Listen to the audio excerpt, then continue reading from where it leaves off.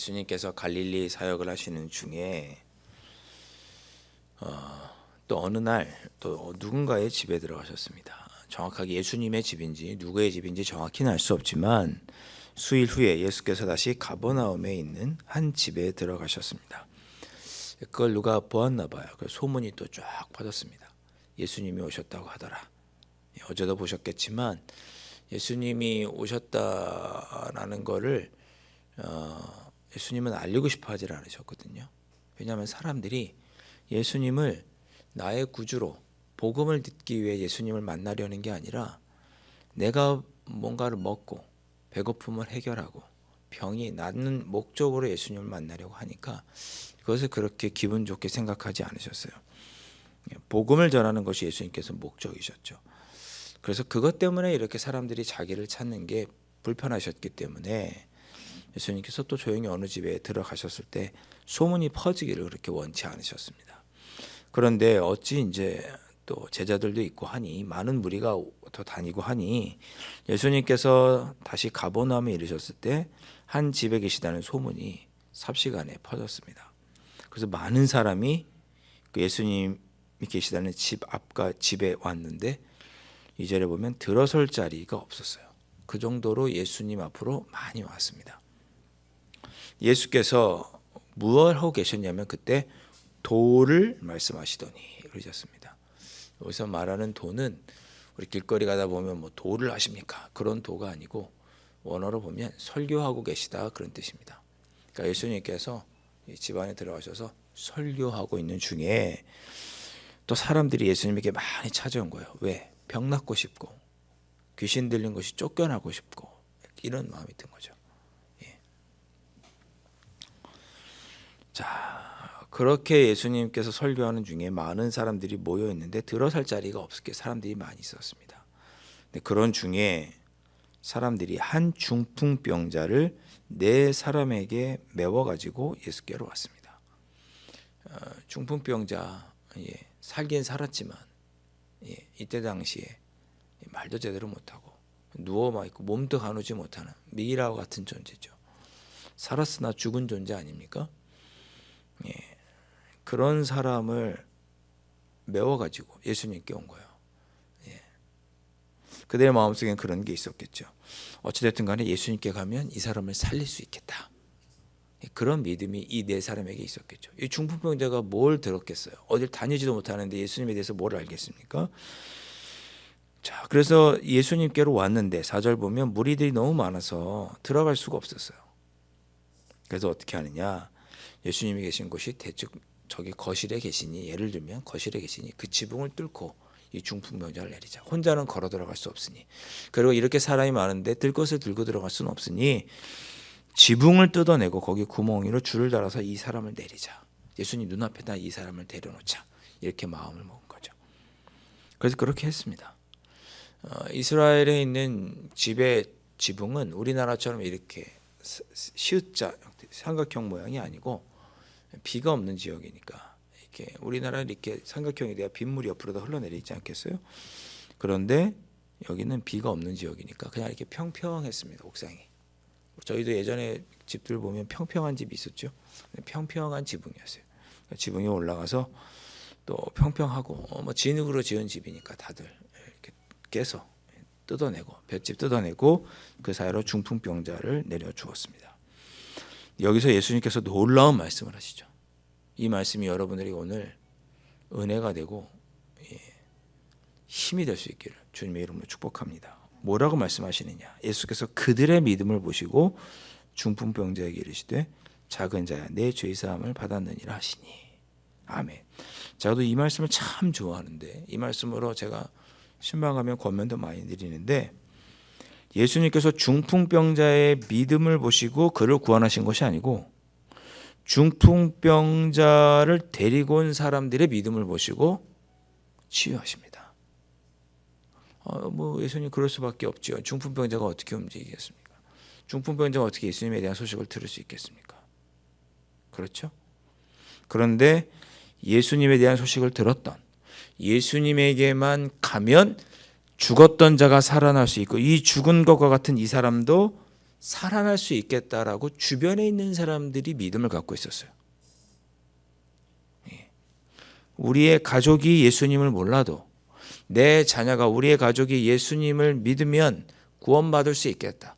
내가 이 사람을 위하여 기도하면, 이 자녀들을 위해서 기도하면, 누군가를 위해서 기도하면 이 사람이 치유받고 회복될 수 있겠다라는 믿음이 본인이 아닌 내가 갖고 있었더니, 주변에 있는 사람들이 갖고 있었더니 그 사람의 믿음을 보시고 예수님께서 중풍병자를 치료해 주신 거죠. 중풍병자를 돕는 이들의 믿음을 보고 예수님께서는 치유해 주십니다. 그러니까 이런 걸 볼 때 우리가 왜 누군가를 위해서 기도해야 되는지를 마음에 와닿는 거예요. 그 사람이 직접 교회에 와서 마음의 위로를 받고 상처의 치유가 받으면 좋겠지만, 그렇게 못하더라도 우리가 그 사람을 위해서 기도할 때 주님께서 우리의 기도와 우리의 믿음을 보시고 그 사람을 치료하고 회복하실 수 있겠죠.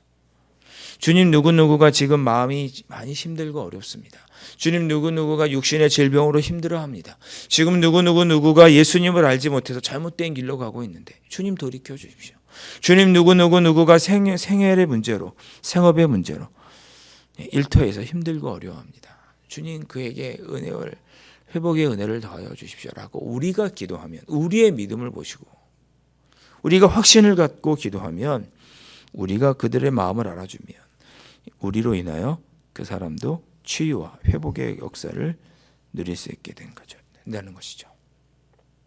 오늘 이 새벽에 나 자신을 위해서도 기도하지만 또 누군가를 위해서 우리가 기도하면 우리의 믿음을 보시고 하나님께서 응답해 주시리라, 우리의 주님께서 응답해 주시리라 믿습니다.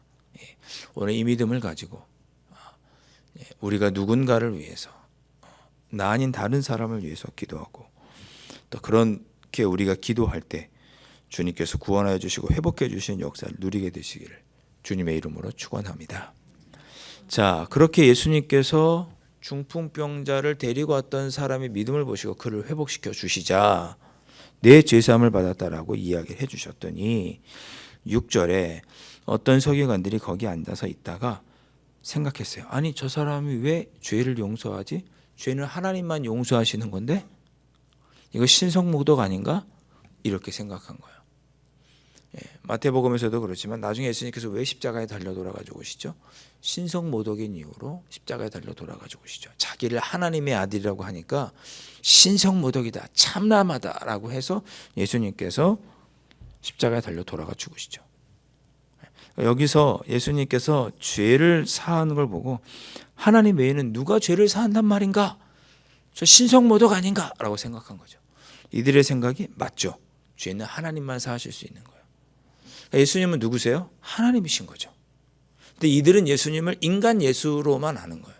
나사렛 그 목수의 아들이라고만 생각하는 거죠. 누군지를 몰라서 이런 말을 하는 거예요. 어떻게 저 사람이 사람의 죄를 사한단 말인가? 신성모독이다. 이렇게 나간 거죠. 그들의 생각이 틀린 건 아니지만 예수님이 누구인지 몰랐기 때문에 하는 오해의 행동이었습니다. 자, 8절 보시면 그들이 속으로 이렇게 생각하는 줄을 예수께서 곧 중심에 아시고 다 아셨어요, 예수님은. 그러면서 말씀하십니다. 중풍병자에게 내 죄사함을 받았느니라 하는 말과 일어나 내 상을 가지고 걸어가라 하는 말 중에서 어느 것이 쉽겠느냐? 그러나 인자가 땅에서 죄를 사하는 권세가 있는 줄을 너희도 알게 하려 하노라 하시고 중풍병자에게 말씀하시되. 자, 9절과 10절 이야기가 조금 어려운데 9절과 10절을 연결해서 생각하면 죄사함을 받았느니라는 말과 중풍병자가 일어나 걸으라고 하는 말 중에 더 어려운 것은 죄를 용서받는 일이다라는 뜻입니다. 죄 용서함 받는 게 더 어려운 일이다. 그가 주님을 고백하고 믿고 그 입으로 예수님을 하나님의 자녀로 내가 죄 용서함 받는 일. 제사장에게 가서 제사를 드리고 거기서 성전에서 죄 용서함 받는 제사를 드리고 그런 일을 중풍병자가 어떻게 할 수 있겠어요? 몸을 움직이지 못하는데. 그리고 그런 병자들은 성전에 들어가지도 못했어요. 그거를 막는 사람이 누구냐? 관리하는 사람이 성전 문지기예요. 성전 문지기는 문 열어주고 닫는 사람이 아니라 성전에 잘못된 것들이 들어오는 걸 막는 사람이에요. 외적이 들어오는 걸 막고 성전의 비밀 결사대 같은 경호대 같은 사람이 문지기입니다. 어디 감히 죄인이 이때 당시에는 죄인은 병에 걸린 사람은 죄 때문에 병에 걸린다고 생각했어요. 부모의 죄 때문이든지 본인의 죄 때문이든지. 나병 환자들 특히 그렇게 생각했고 중풍병자 같이 불치병 걸린 사람은 그가 죄 때문에 이렇게 됐다고 생각했어요. 어디 죄인이 들어오는가 해서 성전에 못 들어가죠. 그러니까 예수님은 죄사함을 받는 것과 내 상을 가지고 일어난 것 중에 어떤 게 더 쉽겠느냐. 죄 용서받는 게 더 어렵다. 그러나 인자가 땅에서 죄를 사하는 권세가 있는 줄 너희로 알게 하노라. 그렇게 말씀하신 거예요. 죄 용서받는 게 어려운데 나중에 이 인자로 말미암아 나로 말미암아 죄를 사하는 권세가 나에게 있다는 것을 너희가 알게 될 것이다 라고 하시면서 그럼 좀 쉬운 중풍병자를 치유하겠다, 일어나 걷게 하겠다라고 말씀하시고 내 상을 가지고 집으로 가라 명령하셨더니 그가 일어나 걷게 됩니다. 중풍병으로 몇 년을 있었는지는 알 수는 없지만 예수님의 한마디에 그가 일어나고 하나님께 영광을 돌리게 됩니다. 오늘도 이 말씀을 우리가 함께 기도하셨으면 좋겠는데요. 성경의 관점, 물론 이 시대 당시의 삶이 그렇게 생각했는지는 모르겠지만 우리의 삶의 문제는 죄와 연결된 경우들이 참 많이 있습니다. 이유 없이 우리가 고통당하는 경우도 있지만 우리가 당하고 있는 많은 어려움들의 경우는 죄와 연결이 되어 있어요. 죄가 뭡니까? 탐식. 제가 지금 탐식해갖고 지금 장애암 걸린 거 아니에요? 말이 좀 그렇습니다만은 7가지 대죄 중에 첫 번째가 교만이고 두 번째가 탐심입니다. 욕심 부리는 것 때문에 우리가 힘들고 어려워하죠. 잠언에서 뭐라고 그렇게 지난 연말에 그러던가요? 잠언에서 욕심 부리지 말아라. 아굴도 뭐라고 기도하죠? 가난하게도 마옵시고 부하게도 마옵시고라고 기도하죠. 더 가지려고 하는 욕심, 허영, 이거 7가지 죄, 대죄에 들어가죠. 더 예뻐 보이고 싶은 마음, 거짓, 이런 것들이 다 죄예요. 그런 것들에서 우리의 삶의 문제들이 나오는 거죠. 예수님께서 정확하게 보셨어요. 또 성경의 관점 또 정확해요. 우리의 삶의 문제들을 해결하는 데 있어서 단순히 육체의 질병, 삶의 문제를 해결하는 그것만이 아니라 그 중심에 있는 죄를 해결해야 되는 거죠. 그것을 해결하시는 권세가 누구에게 있느냐? 예수님에게 있는 거예요. 그걸 오늘 보여주시잖아요. 너의 삶의 문제를 해결하고 육신의 질병뿐만 아니라 내 삶의 문제를 해결하는데 그 중심에 뭐가 있느냐? 죄가 있으니 죄를 해결하고 너의 삶의 문제를 해결함 받아라. 나는 그것을 위해 온 사람이다. 나는 하나님이다. 이렇게 말씀하시는 오늘 예수님의 모습을 우리가 볼 수 있습니다. 오늘 이 새벽에 우리가 기도하실 때 주님, 제가 저를 위해서도 기도하지만 우리의 이웃들, 나의 기도와 나의 믿음을 통해서 그 사람에게 이런 치유의 역사와 회복의 역사가 일어날 수 있기를 소망하면서 누군가를 위해서 기도하시면 나의 믿음과 나의 기도를 두고 주님께서 구원하시고 회복해 주신다. 이 믿음을 가지고 기도하시고 내 삶의 문제 가장 근본적인 핵심은 죄라는 것. 죄라는 것. 내가 겪고 있는 이 많은 문제의 핵심은 뭐냐? 죄라는 것. 기억하시고 우리의 삶의 문제의 해결은 우리가 영적으로 바라볼 때 죄의 문제부터 해결하는 것이다. 그것을 주님 해결해 주십시오. 용서해 주시고 회복시켜 주십시오라고 기도하시고 죄가 해결됨으로 여러분의 삶의 문제도 해결되는 역사를 누리실 수 있기를 주님의 이름으로 축원드립니다. 기도하겠습니다. 아버지 하나님, 오늘 예수님께서 행하셨던 이 놀라운 사역을 통해 우리의 삶의 귀중한 교훈을 또한 깨닫게 하시니 아버지 하나님 감사합니다. 주님, 저의 기도는 헛된 것이 아니고 저의 기도를 주님 들으시고 다른 이에게 나의 기도를 들으시고 나의 기도의 대상이 된 그 누군가를 치유하고 회복해 주심을 깨닫게 해주시니 감사합니다. 아버지 또한 감사합니다. 내 삶의 문제의 핵심에는 아버지 하나님 죄가 있음을 분명히 기억하고 주님, 죄의 문제를 올바로 주님 아버지 앞에서 바로잡음으로 내 삶이 회복되는 역사를 누리는 우리의 삶이 될 수 있도록 성령 하나님 인도하여 주시옵소서. 귀하신 예수 그리스도의 이름으로 간절히 기도하옵나이다. 아멘. 하늘에 계신 우리 아버지, 아버지의 이름을 거룩하게 하시며 아버지의 나라가 오게 하시며 아버지의 뜻이 하늘에서와 같이 땅에서도 이루어지게 하소서. 오늘 우리에게 일용할 양식을 주시고 우리가 우리에게 잘못한 사람을 용서하여 준 것 같이 우리 죄를 용서하여 주시고 우리를 시험에 빠지지 않게 하시고 악에서 구하소서. 나라와 권능과 영광이 영원히 아버지의 것입니다. 아멘.